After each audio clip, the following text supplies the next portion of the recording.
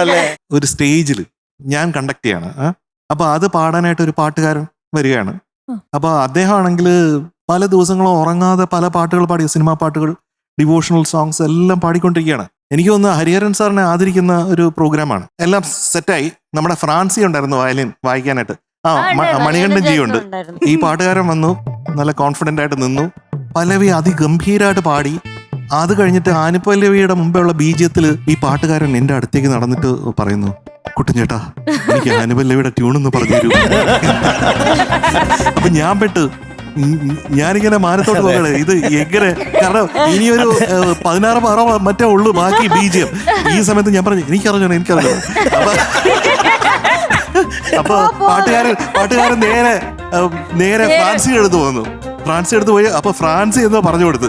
അങ്ങനെ അന്ന് അനുപല്ലവി പാടി രക്ഷപ്പെടുത്തി. ആ പാട്ടുകാരൻ ഇവിടെ തന്നെ ഉണ്ട്. അതാണ് മധുബാല.